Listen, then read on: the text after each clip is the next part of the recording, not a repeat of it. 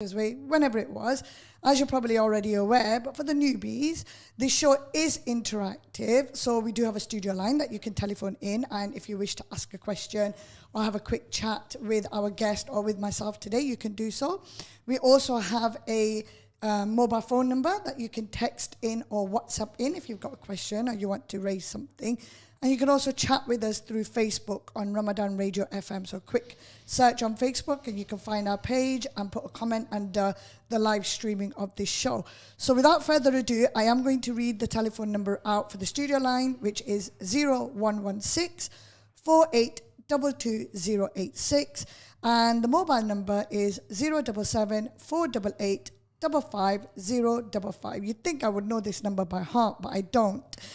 So again, the studio line is 0116 4822 and the text number or the WhatsApp number is 077 488 55055. Now, before I continue, as most of you know, I do like to thank the team at Ramadan Radio, because without them, this show would not be possible. Without my guests and the viewers and listeners, again, the show would not be possible. And for all the support I've received since I started this show in 2020, thank you to everyone who's been there behind me, who have cheered me on. So, as I always like to say, we have another epic session coming on for you all this evening. Now, as you know, I don't really like to introduce the guests myself. I like them to do the wonders of their own self. But I will say today we have Bobby, who's known as Coach Kaura. So I'm now going to introduce him into the show. Welcome, Coach. Hello, Zainab, and hello everyone. And I just want to say that I should say straight away that I'm not a Muslim, but it doesn't stop me saying Salaam Alaikum to my fellow brothers and sisters out there. Well, Walik to you as well, and thank you so much for addressing that. It's quite nice to see, cultures embracing cultures and so on. It warms my heart as well that you've taken the time and the effort to learn that, whether that was now or over the years or in the past. That's Well, I was brought up by two parents who were both born in Malaysia. My grandparents came from India. So they went to school. Their first language was Bahasa Malay. Their second language they were taught was English. When they went home, they taught Punjabi to their parents. So they both came to the UK and both worked as translators. So one of the things that they taught us early on is that in order to respect people, talk to them in the language that they would understand and use a frame of reference that they would understand, because these break down the barriers of communication, and that's really important. That's how you show love and respect to everyone. Absolutely. I mean, I know you say you've explained to me that you're not Muslim, but as you know, I am. And, Ramadan FM is about the community, but also it's to do with the holy month of fasting. And one of the first concepts that Islam has always taught me and, reverberates almost on a daily basis is that you have to be able to respect all religions. You have to be able to understand all religions, because if you don't understand those religions and if you don't accept those religions, how are you then going to be able to talk about your own religion? So openness is key when it comes to understanding yourself, your religion, and other religions as well. So Coach, am I okay to call you Coach? Coach Kaura, yeah, Bobby, Coach, how would you? Coach Kaura, or Coach is fine. I like Coach. It's got that American twang to it, so I'll stick to Coach. But why don't you introduce yourself as to who you are, what it is that you currently do, and then we'll talk about what it is that you've come from. So I don't want you to get into that. So just give us a quick synopsis as to who you are and what it is that you do. Okay, I'm Coach Kaura, and I have my own company which is called Meraki Personal Life Coaching. People that know me will call me Bobby, and because that's the name that I go by. But what effectively I do, what Meraki Personal Life Coaching does, is we offer a service from a counselling perspective, a coaching perspective, and a healing perspective. So they're really kind of like three arcs, three dynamics, three ways of sort of interfacing with clients. And generally for most people, the majority of my work involves and revolves around is getting people to get out of their own way, which means that the majority of problems that people face, the majority of situations that they find themselves, whether it's a relationship problem, a problem at work, a problem with your parents or family, quite often it revolves around how they're thinking and how they're feeling about this particular issue. And so a lot of the ways that I work with clients from a counseling perspective is to really look at the way that they're thinking, look at the way that they're feeling. What are the patterns that they have come to view this situation from this perspective? Because if I stand in the middle of a circle, I can view my position from 360 different degrees in one plane. Now, if we turn this into a sphere now, there's an infinite number of ways that I can look at my particular situation. So the real question is, why have I just chosen one? And also, why have I chosen one that makes me think badly and feel badly? Because when we change our thinking and we change our feeling, those are the two modalities that we have. We can quickly come to view the situation from a different perspective. And so that's the majority of what I do from a counseling perspective. From a coach perspective, it's a little bit... I always say that there are kind of a few different sides to my character. The coach side is less compassionate. The counselor is very compassionate, because my job as a counselor is to literally act as a voice behind a mirror. When you have a problem or a situation, because the world, or the dunya effectively, is a mirror. It's a perfect mirror to who and what you are.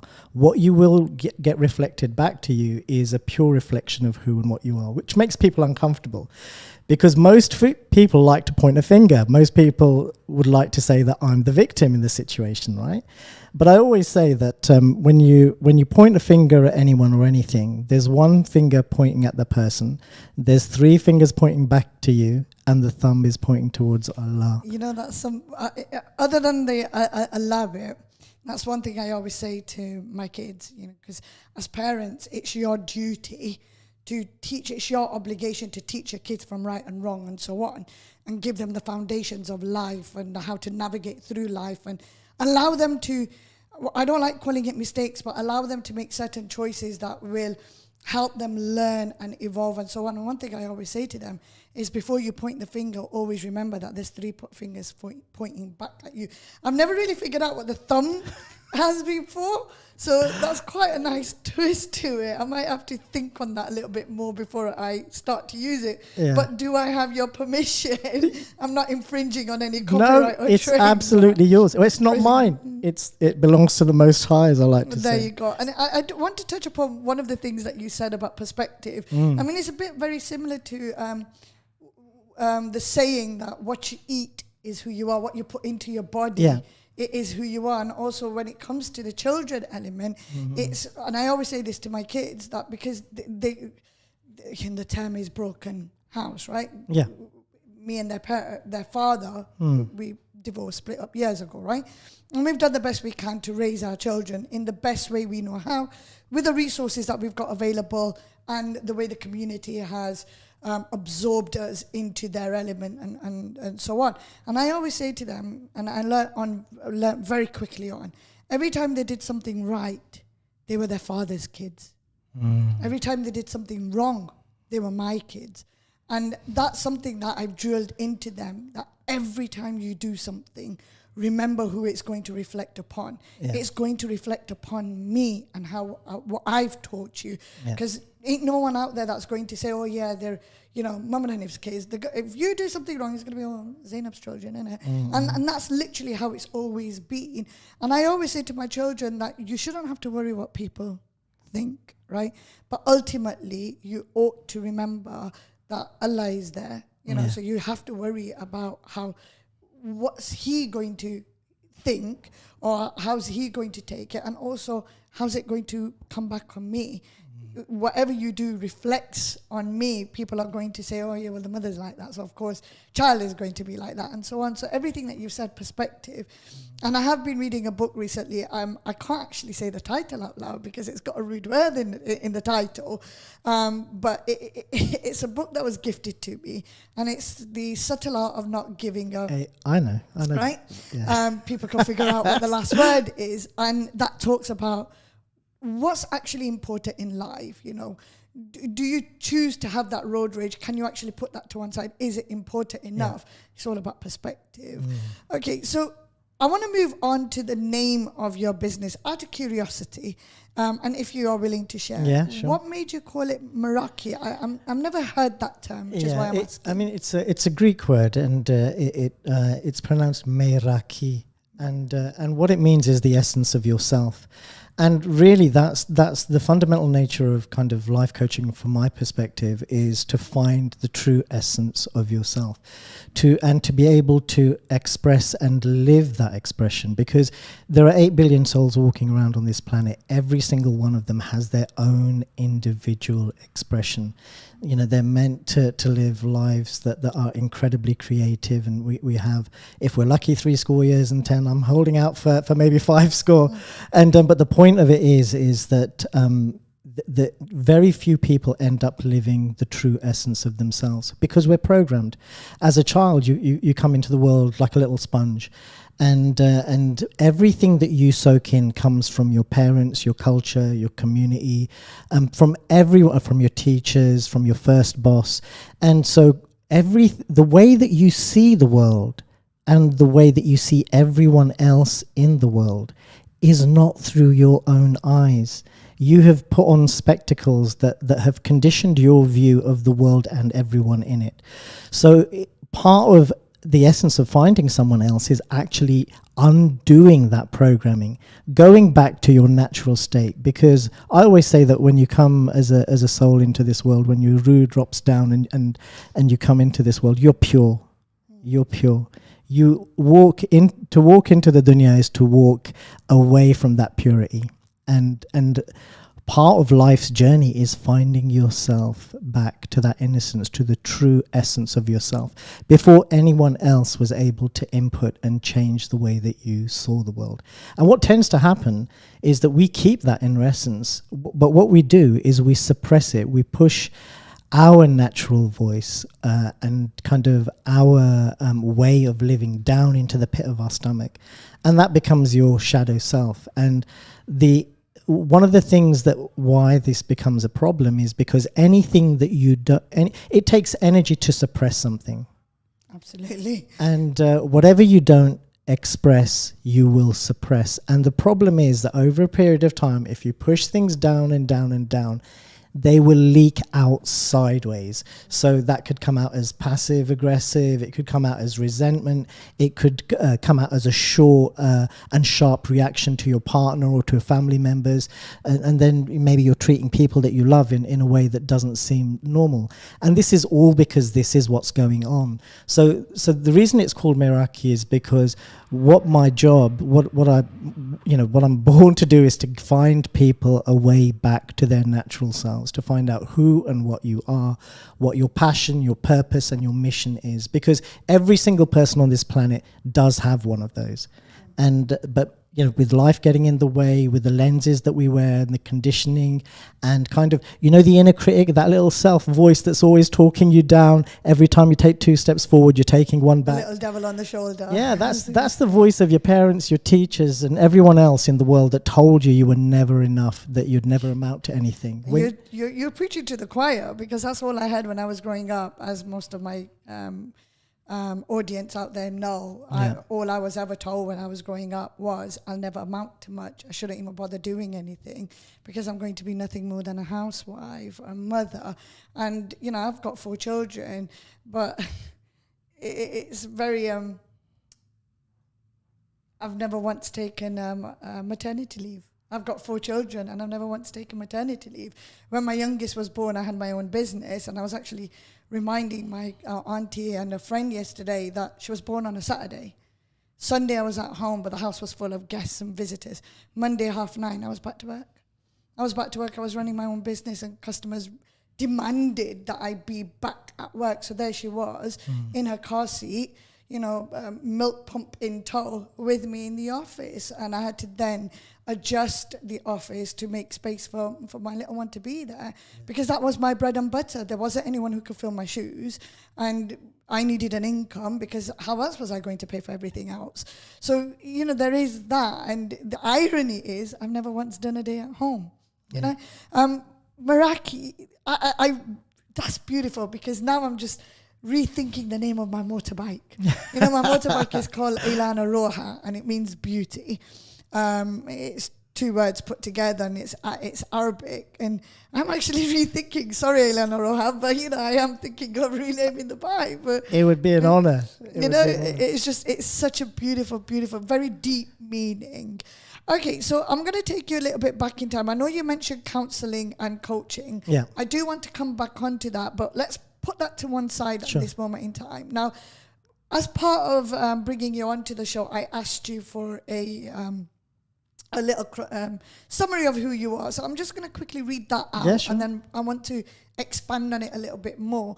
So when I reached out to Coach Kaura, he said to me that I am a biotechnology graduate from Westminster University, spent a few years doing doctoral research in biochemical engineering at UCL before working in the pharmaceutical industry and then finance, initially as a financial advisor and then a private banker. Wow. I mean, just wow. The word bio just, you know, went straight over my head. I'm not academically bright. I know I'm a solicitor and so on, and I'm really, really good at what I do. Touch wood, so I've been told. But my experience and my work ethic stems from practical experience as opposed to the academics. But from seeing what your accolades are, I can tell that, you know, you're quite educated in that sense. So let's go back in time. When you were growing up, and I always ask this of all of my guests, did you know what you wanted to be? Or were you a bit like my daughter who changes every couple of months? She goes where the wind blows. As a kid, I wanted to be an astronaut. Oh, wow. I'm still holding out hope. I'm holding out hope for you as well. Okay, astronaut, interesting. Any particular reason why you didn't pursue that? For me, it's quite interesting because I think that, as a child, you're fascinated by space, the stars, the cosmos. We don't understand how infinitely big. I think people would become a lot more religious overnight if they understood that we revolve. We're on the third rock away from our sun, which is a very insignificant little star that revolves around the outskirts of our Milky Way, which holds another 300 billion suns or stars just like our own. That's just within our little galaxy, the Milky Way. Now there's at least another 1 trillion galaxies out there in the 5% of the universe that we can observe. So it tells us how incredibly insignificant this planet is. And yet, you know, we and I think this is the arrogance of mankind to believe that we are, head and shoulders, the epitome of creation. But creation is so incredibly vast, and this is just what we can see. Absolutely, I cannot agree with you any more than that. Okay, so an astronaut, I like that. So you went into biotechnology graduate. What made you then go into that route? Well, it's interesting because we talk about, academically, I'd say I probably flourished later on. At school, I was a horrible student. I was the worst. I was always being thrown out of class. I was the troublemaker. Probably had a little bit of ADHD because I couldn't keep my attention in class. And got suspended a few times, which is kind of an interesting side. But really, once I got to university, that helped me in a lot of ways because I didn't like being told what to do. I couldn't read in a structured way. I needed to go and find the information myself. And at university, that's primary. You're not spoon-fed. Yeah. You have to go and find. And so back in my day, I'm going back now. This is before the internet was there. I'd be at the science library walking down sort of dusty rows of books and journals that probably hadn't been touched in 10 or 15 years to find a reference. And that kind of background makes you really appreciative of doing the research, of doing the work. And that kind of work ethic's always sort of stayed with me. It's what it says is that knowledge is mightier than... Well, the pen is mightier than the sword, isn't it? And the pen, we refer to knowledge. Yeah. Knowledge is a lot more powerful than any sword out there. Before I move on to the next question, what I do want to just highlight here, you've touched upon a very important element, and it's a stereotype that I hope that I'm going to continue to break throughout the themes that I do in all of my shows, in that just because you're not good at something when you're younger doesn't mean that you can't become good at that as you grow up. So like me, you know, school was hard. It was difficult for various reasons. For me, I was also, I hope my children are not listening, but if my friends are, they will probably be, nodding their heads along. I was a very gobby child myself. I bullied the bullies. So I did not like people bullying. I didn't care how tall they were, how, older they were. You bullied someone and I spotted it, or somebody came to me, you were gone. That was it. I would challenge you and I will take it as far as possible as I could. I did not like the bullies. So that made school quite difficult for me. And then on top, I wasn't bright. I was constantly getting into trouble. I didn't do my homework as much as I ought to have, but there was no support academically in the house. Like some of my friends had parents pushing them to do homework. I was first generation, along with my brothers, to go to school. My parents didn't really understand the school education system. So even if they wanted to support, they couldn't, because they didn't understand the GCSE elements and so on. So it was quite difficult. But despite all of that, despite your hurdles, you still went on. You went on to do biotech. Is it biotech? Technology? Biotechnology, yeah. Yeah, you did biotechnology. Then you did doctoral research in a biochemical engineering sector. I mean, that in itself, to me, nerd. I'm so sorry. Yeah, it nerd does. Is what comes to mind. It does come to mind, and it's interesting that. But I mean, you know what? We had very, very similar experiences at school, because you just literally read out, what school was like for you. It was the same way for me, as crazy as it sounds. I just had a really, really good, very good biology teacher at A level. And at that time, biotechnology was a new science that was coming out. It was, effectively it was a mishmash of biochemistry, microbiology and genetics, and how they all kind of interfaced together. And it was the new, kind of very much sort of the new kid on the block in terms of sort of established sort of biological sciences. So I kind of got excited by her excitement, and then went on an adventure with it. And if I could take that time back, I probably would do. Because the thing is that the way that I look at it now, how much have I actually used that research? Because there's approximately about 6 years there. I haven't ever used it. And I'm going to stop you on that one, with all due respect. You might not have used that research, absolutely. But just having this conversation with you, your knowledge in the way you are speaking comes out immediately. It's about being well-spoken. It's about being able to answer somebody. So, for example, someone without that background might come and challenge you. I mean, we've all seen it. And I am going to use the Islam perspective here. We've all seen it where Islam gets challenged constantly. I was having a conversation with someone last week about how women in our religion are seen as being oppressed. But little do the uneducated people out there who haven't taken the time to look into things, little do they know that actually our women are put on a higher pedestal in our religion. I mean, heaven literally lies beneath the mother's feet, right? Not the father's. Father's got the door, but actually entering into heaven is beneath a mother's feet. Education system, the very first university to ever be created in the world was by one of our prophet's daughters back in, I think, 400 or something AD. I can't remember the year, so please don't quote me on it, but it was a female. The gown that everyone wears at graduation comes from our Middle Eastern gown, the abaya, as everyone calls it. So our women are not oppressed. Society might oppress them. Culture might oppress them, not as a collective, but individuals, maybe, groups and so on.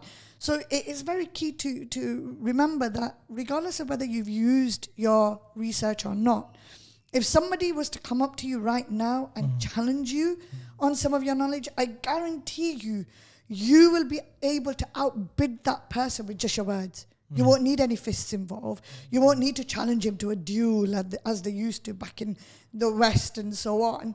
You'd be able to do it just with your words, because you'd be able to give a coherent response, and not just a response, but you'd be able to draw upon examples as well. And that's quite important. And that's what our children or the youth of nowadays need to realize. It's okay to do a degree and then maybe not use it later on, But having that knowledge, I mean, of course, it's useful to use a degree and do something in that sector, but there's so much more that can be done with it. Yeah, if I think about it, if I think the one thing that I took away was, you know, no one's ever going to keep all of the knowledge in their head at all of the time. So actually having knowledge isn't really important. What is important is to know how to go about finding it. And kind of the you know, the different sources and how you do the research, because if you don't have information, if you don't have knowledge, somebody does, and the key thing to establish is, how do you get to that information? How do I find that knowledge? And because that's the most important thing. It's okay not to know everything, but it's always good to know somebody that does. Absolutely. I mean, sometimes it's not what you know, it's who you know. Absolutely. And something that we always say in the legal field as well, we weren't born knowing the law. Yeah. We were taught it, we learned it, we researched it. But having good, excellent research skills goes a long way when preparing for cases, whether that's to negotiate with the opponent in a round table meeting, or whether that's you before a judge, to be able to research and know your cases. Absolutely, I agree with you on that one. Okay, so now we've moved on from biochemical. You've then flipped and done a complete 360. I'm going to use your words, and done a complete 360 into the finance world.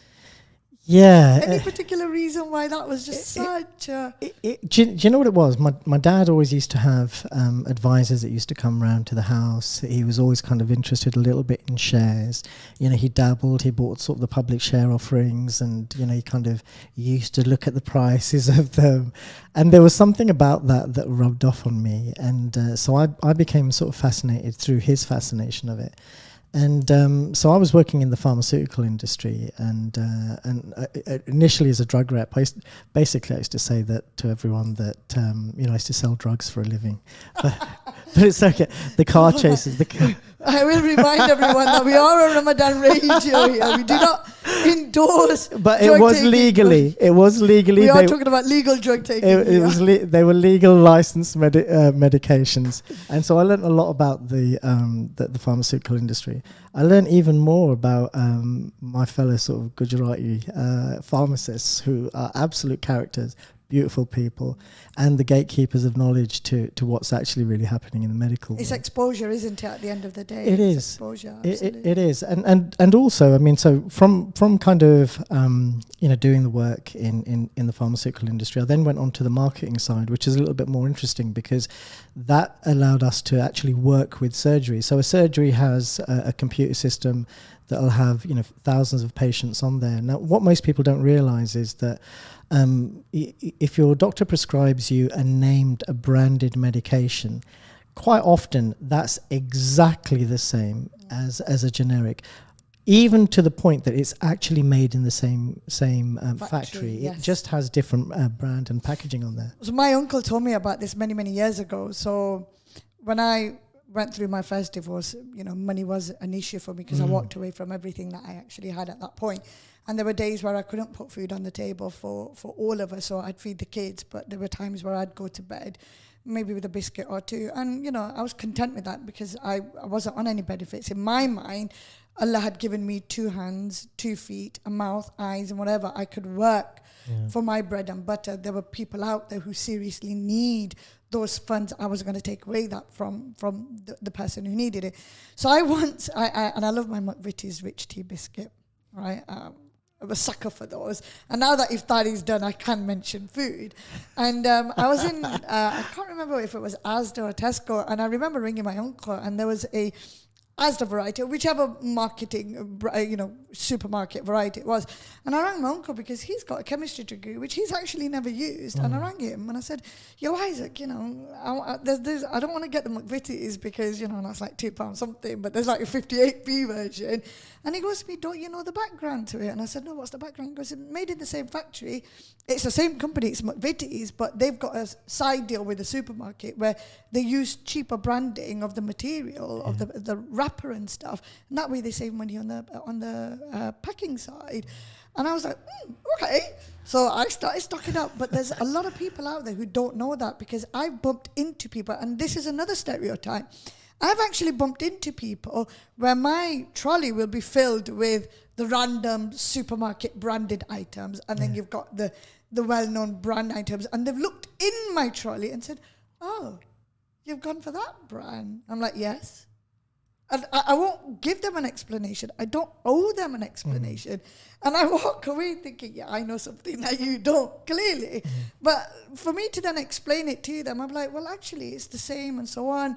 It would just go on a long tangent. You know, I'm there to get a quick milk. I've gone and digressed and gone into the next shopping aisle and so on. But perception. Yeah. We come back to perception. Absolutely. And that ties me neatly onto what I want to talk about next. But before I do so, I do want to remind the listeners and the viewers today that this show is interactive. You are live with Zainab Zaeem, your host on Breaking Stereotypes. The studio line is 0116 4822 086, and the WhatsApp and text line is 077 488 55055. You could tune in on LinkedIn. Oh, apparently you could tune in on Twitter as well. We do have Spotify, Instagram, we have Facebook and YouTube.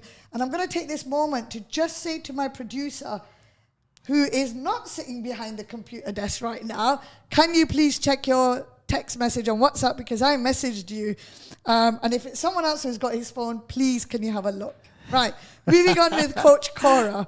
Right, so Coach, this brings us neatly on to the next topic. So you've now gone from finance industry, and you've now come on to your coaching.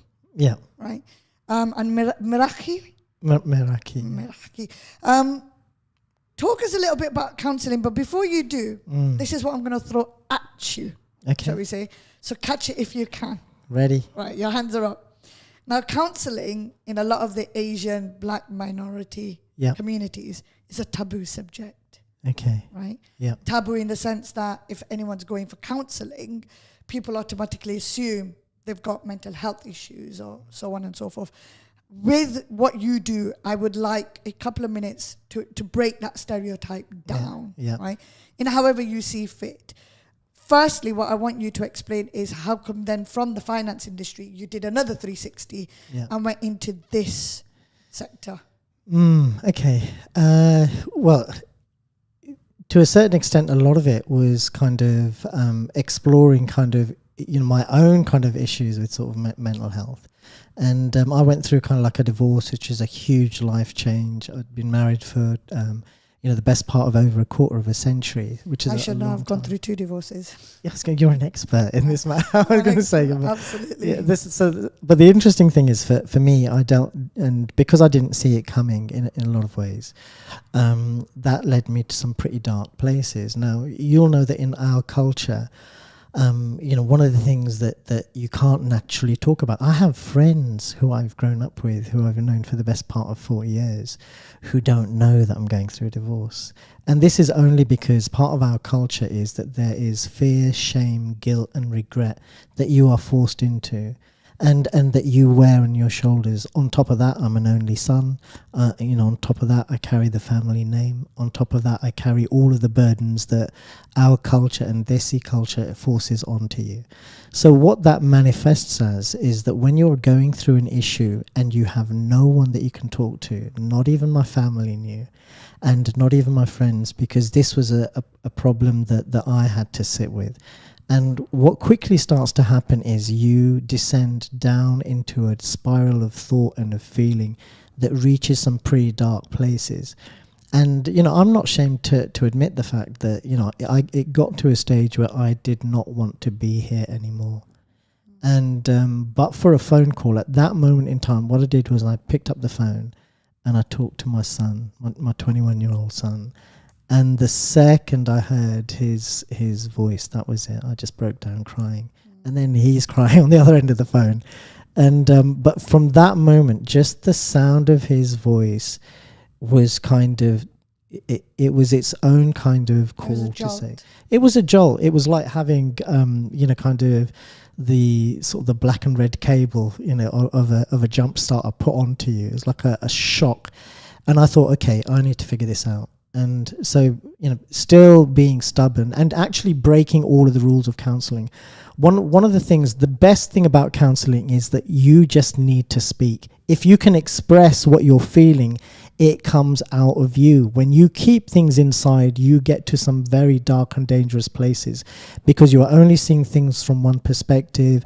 You're running patterns of thought and cycles of feelings that make no sense and that make this dark very, very quickly. It's important to get this out of you, and it's important to talk. And if you feel that it can't be to a family member or to a friend or to anyone else that you feel you're going to be judged by, talk to a counsellor, because what they represent is a pressure valve. And if you don't release that pressure that gets built up, this is why, why we have sort of a lot of problems. For whoever's tuned in via Facebook and YouTube would have noticed me nodding away. And then for those who are listening, I am nodding away because everything that you've said, A, it resonates with me, and B, I've seen it myself with some people that I know who are going through their own, whether it's a separation or a divorce and so on. And you do end up having the weight of what feels like the world's burdens on your shoulder. I too am the only girl, but I'm the youngest out of 3 big brothers. And I've always been the black sheep of the family, as I proudly wear that award everywhere I go. I'm always someone who, breaks that norm. I'm always someone who, and it could be because life has just, happened that way. I ride a motorbike. I'm yet to come across, I should say, I have come across some other young Muslim female riders, but none of them are in the UK. Yeah. And where they are in their country, be it India, I've recently come across someone on TikTok, she's in the Netherlands, seems to be the norm there. But in the UK, it really isn't. And I'm still in search of this other Muslim female. I know lots of female motorbikers, but I'm yet to come across someone who's Muslim because of that taboo subject that's added to it. It's too dangerous. Women can't do it. Muslim women are oppressed and so on. But what you said about the counselling, that's quite important. That's quite key. And that's the reason why I said to you that I want us to be able to break that stereotype that actually reaching out, there's nothing wrong with it. Islam itself says that if you are struggling, reach out, be it to your elder, be it to someone that that can help. So many people used to go to our Prophet for assistance. That in itself was a form of counseling. He helped so many people. He wasn't a meddler. You're not going to be classed as a meddler. It's a form of assistance. And no one should have to go through something on their own. You need that support. You need to be able to have someone to fall back on.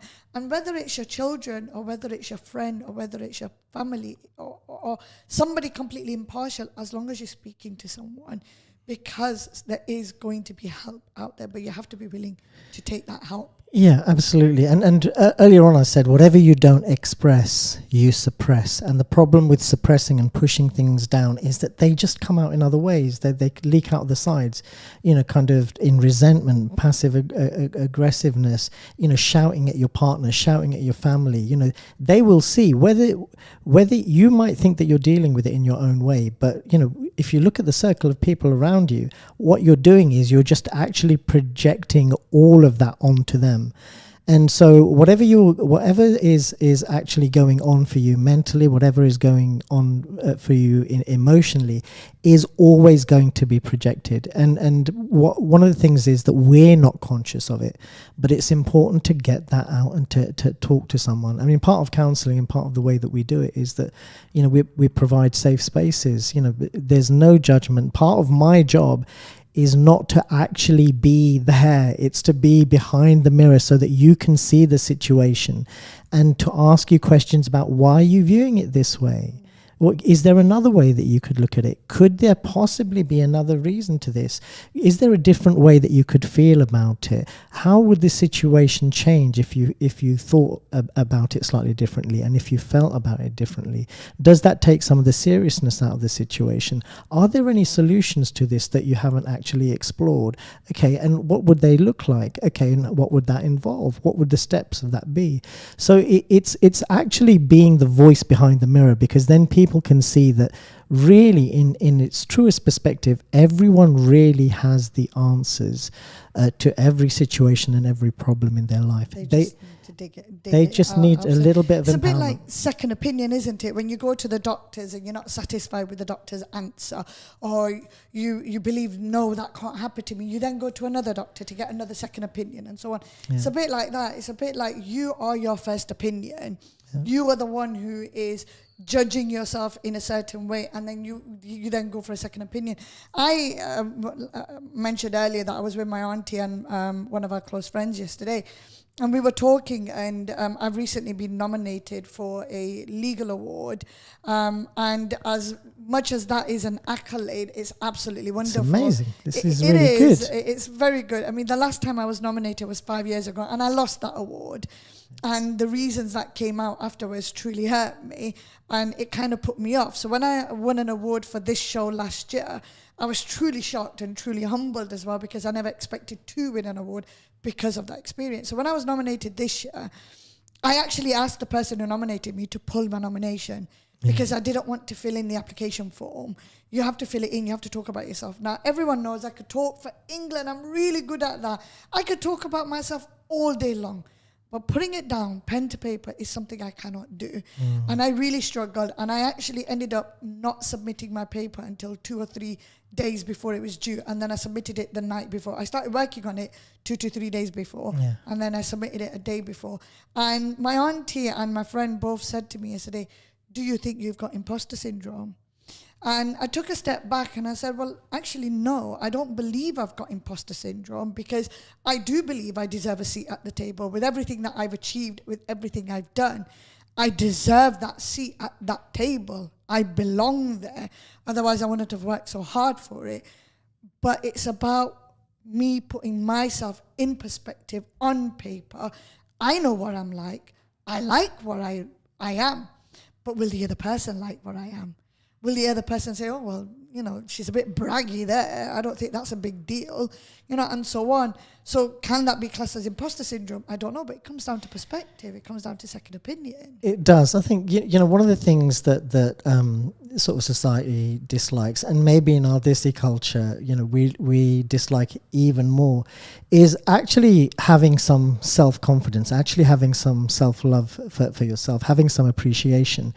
Now, people are often worried about, oh, I don't have a relationship, I'm looking for someone to complete me. You don't need anyone to complete you. There's only one relationship that everyone needs to worry about, and this goes for all 8 billion people on this planet. The single most important relationship that you will have from the cradle to the grave is the relationship with the person that's standing in your own 2 shoes. If you can't look in the mirror, be kind, compassionate, and show unconditional love to that person that's standing in front of you in the mirror, the reflection of you, then what is this about? You know, because the part of the process of making life easy, making the world a wonderful place to be in, everything outside of yourself is a reflection of how you see yourself. So if you want a good relationship with the world, if you want a good relationship with a partner, your family and your friends and everyone in the world, have a great relationship with yourself. You've got to love yourself first. Absolutely. So we've got about 1 minute and 30 seconds on the clock. Yeah. Time has literally just... It's flown. It's gone. It's flown. I mean, I could go questions after questions. I barely even touched some of them. But take about 40 seconds. Golden nuggets, tips for anyone listening out there. What would you say to someone who's probably struggling through life, don't know what they want to do, they don't know whether they want to go see a counsellor or not, or see a life coach? What would be something that you'd want to say to them? 40 seconds. See a counsellor. The simple thing is that you will find direction. If you want to continue living exactly the same way, continue doing exactly what you're doing, come and see a counsellor. Find out why you have the patterns of behaviour that you do, how you can change them, how we can change different routines, how we can deconstruct you and put you together in the perfect way that you were designed to be, and how you can find the essence of yourself, because that is everyone's true nature, true birthright. They're meant to be infinite, magnificent, creative individuals, and this is how a life should be lived. And so the real question is, if you're not doing that, why not? Well, what I want to say is thank you so very much. And on behalf of everyone, it's been a pleasure having you on our show. It's been really interesting. So there you go. So everyone who's listening and watching, that was Breaking Stereotypes on Ramadan Radio on 87.7 FM with your show and host and presenter, Zainab